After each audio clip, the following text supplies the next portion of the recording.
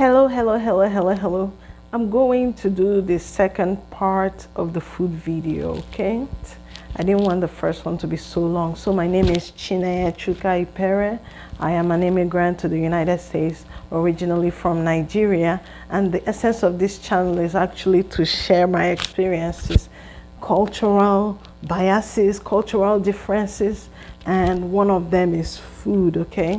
So when it comes to food, actually, back in 2005 or before 2005 when I was in Nigeria, I don't think the business of food delivery had taken so much root. At that point, the only thing we actually had was caterers that, cooked for big occasions. Hardly did we have caterers that delivered to your home. So this thing about dispatch delivery started recently before I left, okay? So, when I talked about my brother ordering pizza and pizza arriving in the house, it was practically very new to me. Okay, when we talk about restaurants in Nigeria, before I left, we had Mr. Biggs, mostly. And then, so, mom and pop restaurants and bukas and mostly maybe hotels. But now I know there are just too many. I hear people saying Stone Cold ice cream. You talk about ShopRite. I, for one, to be frank, I have never been into a ShopRite. I need a trip back home. What do you say? When we came here, nobody had the idea that we would stay long and not go home. We thought it was, we'll be going home every year. All of us and all the kids. Did we have any clue that to pay for tickets for everybody is not a joking something? I have some of my kids here, like that my baby we brought. That guy has not stepped foot in Nigeria since 16 years that he came here. So Nigeria is a mirage in his head. Although he's a proper Nigerian, you see how I speak. That my son, of all my children here, that one has refused to speak American accent. And God helping him was that we moved to Texas.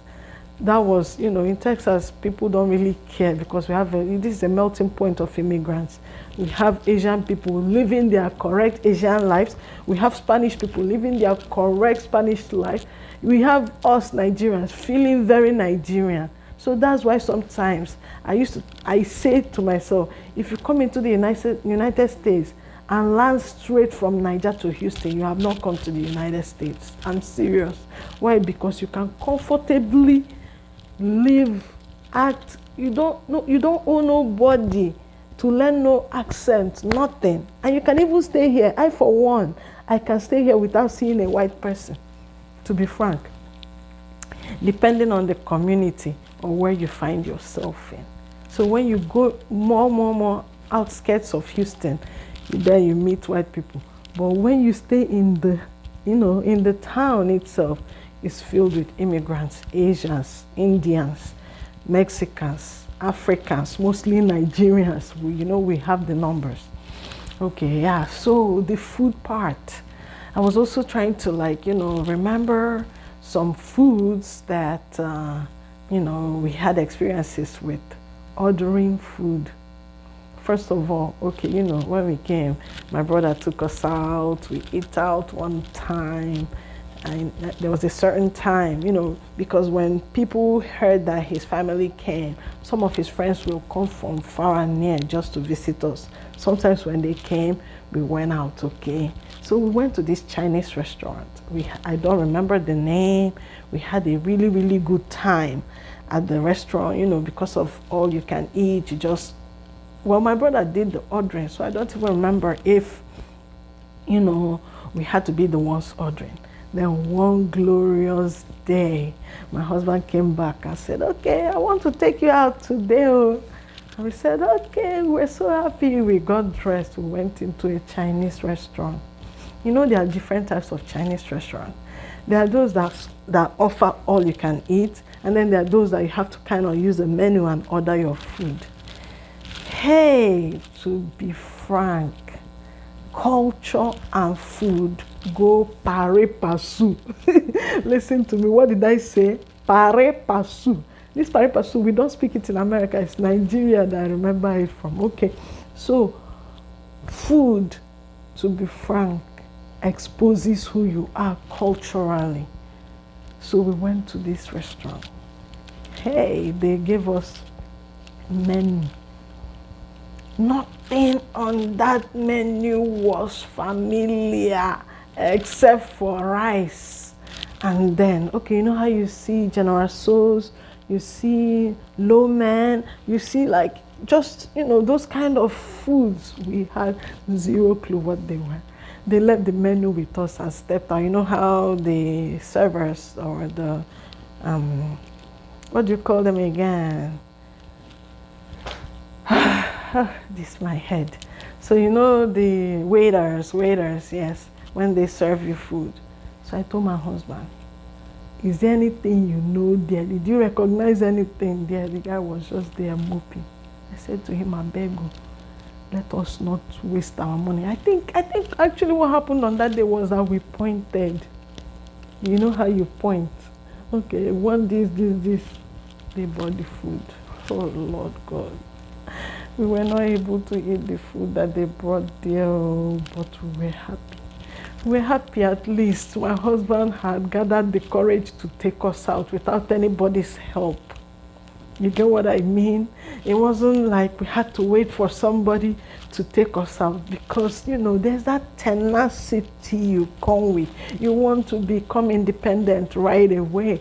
My husband had that spirit of, hey, I have to go out there. I have to get used to this place. So you know what? When they brought that food, from our meager resources now, we paid for this food, but we couldn't eat our food. Up until today, I wish I learned the name of the food, of what it was that we were actually eating, or what they offered us there.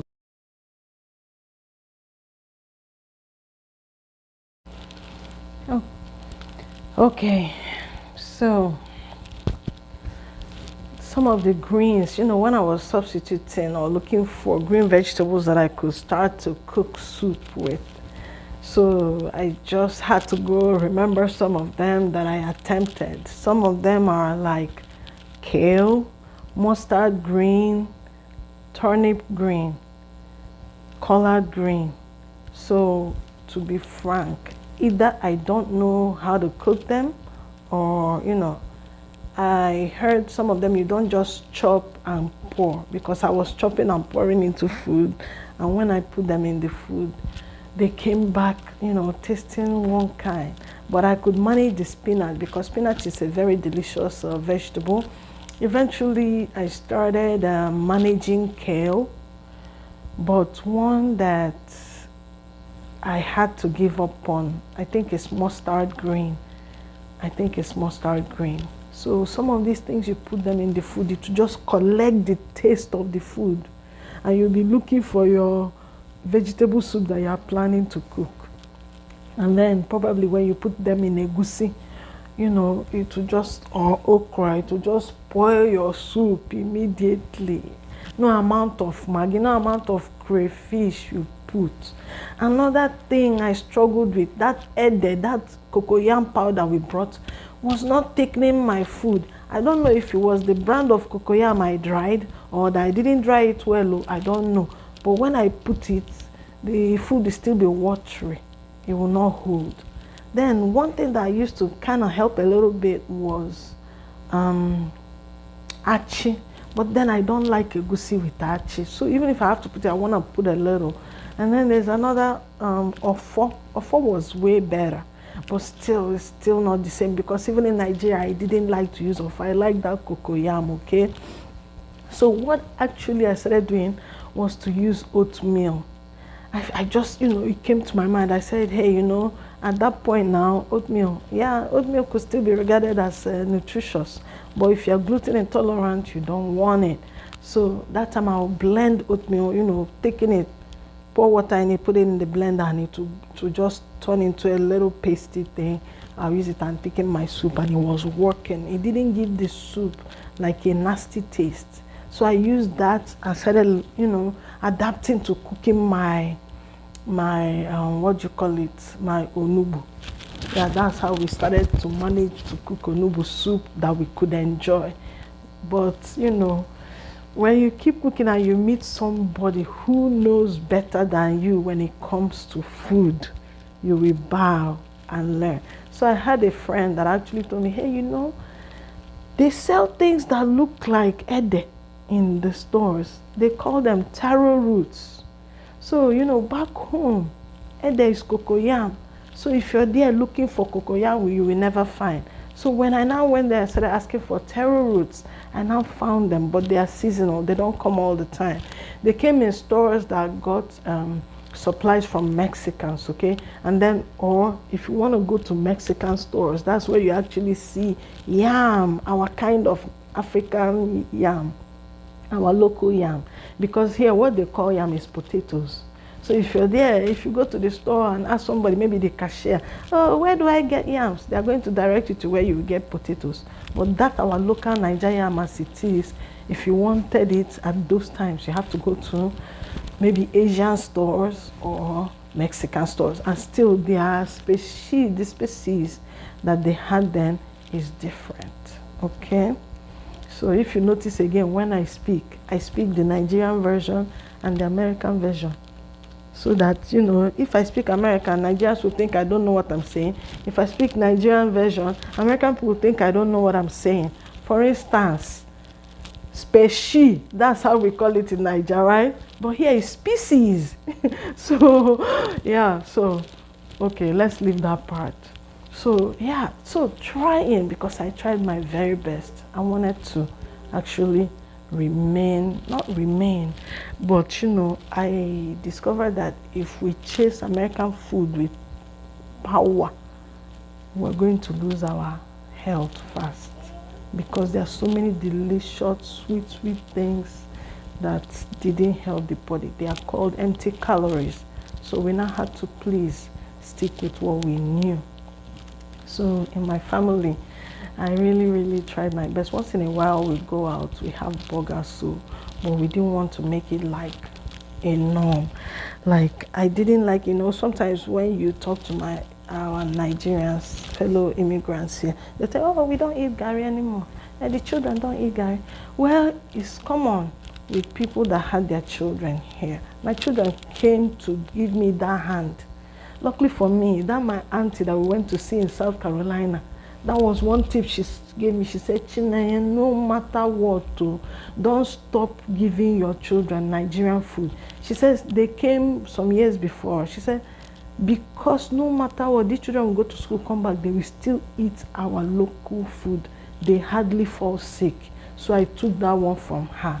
But however, when my children started growing, because I am not a typical Nigerian American parent, once they start working and start making their dime, they behave like people that they release from bondage, because I kept them in bondage of eating Niger food for their health's sake. These children now, the first craze, the first hype was to use that small money they are making to go and start buying drive-through food, restaurant food, takeaway, fast food, which they know that I'm against. I will talk. I said I'll keep quiet. You know why? They will learn. Since if you talk, it doesn't make a difference. For instance, if I tell them, hey, don't buy that thing, don't buy it. How about if they buy it and eat it and throw away the wrap somewhere before getting home? What am I going to do about it? So, you talk your own, explain to them the reason why they need to eat right, because when they take care of this body, it's this same body that will serve them in the future. If you trash it now, you pay for it in the future. A lot of us now are paying for some bad diets that we had years past. Okay? Now, when it comes to food again, I had an experience at work actually. I have to tell this story. I said I have to. This story was, I was working in a group home, I eventually got a CNA certification and I was working in a group home. I had worked there for about 2-3 years all of a sudden food started getting lost at work. I'll come because I used to work, I work weekends, I sleep over some shifts, and then weekdays I sleep over, okay? But weekends I work during the day.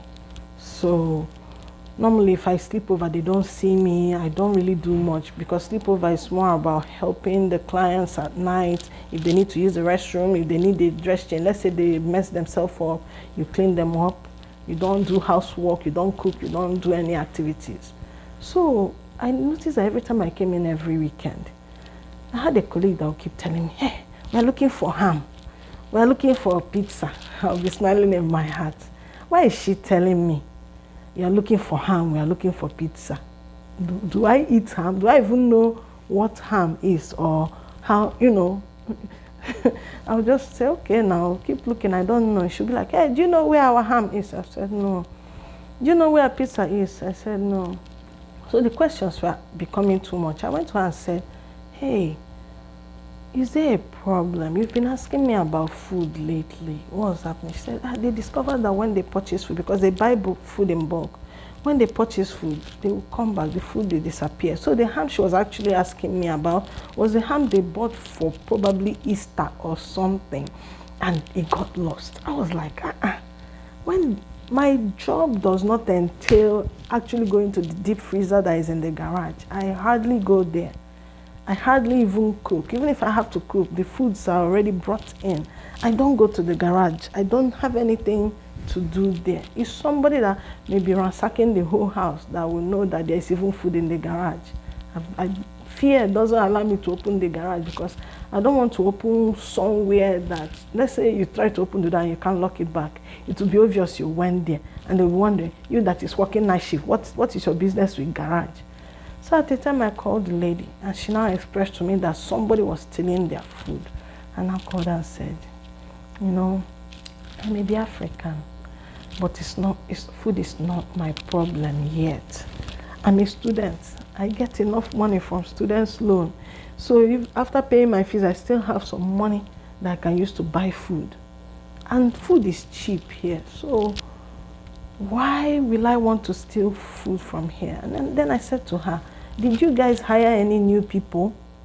I've worked with you guys for practically almost 3 years. We've never talked about food missing. If food is missing now, don't you think you should look into new hires if you have any? Because, you know, I don't come there during school days. I only come at night and I only meet one person, the person that I take over from at night. So I just come in, make sure everybody's in bed, I go to bed. Then Saturdays, I already meet somebody who already starts to cook dinner before I come in. So I hardly even cook. So later, she now came to me and apologized. You know, when I came in for another shift, she came and apologized. Oh, we found a person, that it was a new hire that was, you know, making away with their food. I said, yeah, it makes more sense. Why? Because he's used to those kind of foods. I'm African. If you say I stole African food, it's easier to believe versus if I don't eat the kind of foods you guys eat. I wouldn't have the, you know, my longer throat, because my longer throat can never draw me to something I have never eaten. There's a saying in my place, you can never hunger for something you have never tasted.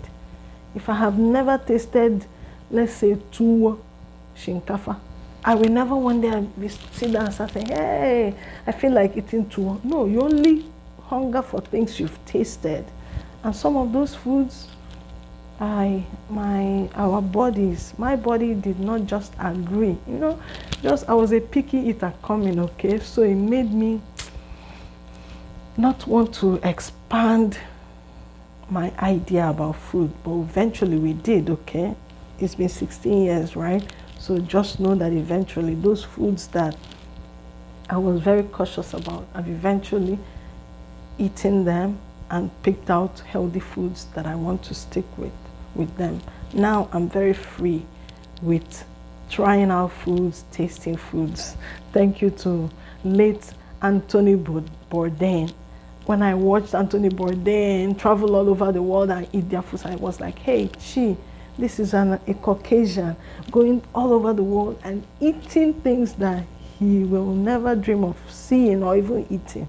Then why wouldn't you be open to new stuff? So that's when that wall started coming down for me, and I became open, because I believe that every culture has good foods that sustain them. Because when you come, no matter where you go, you will also see people who lived out their normal lives, no matter how bad their diets are.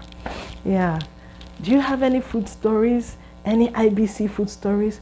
Please share with us. Thank you very much for participating. Bye and have a blessed day. Until next time.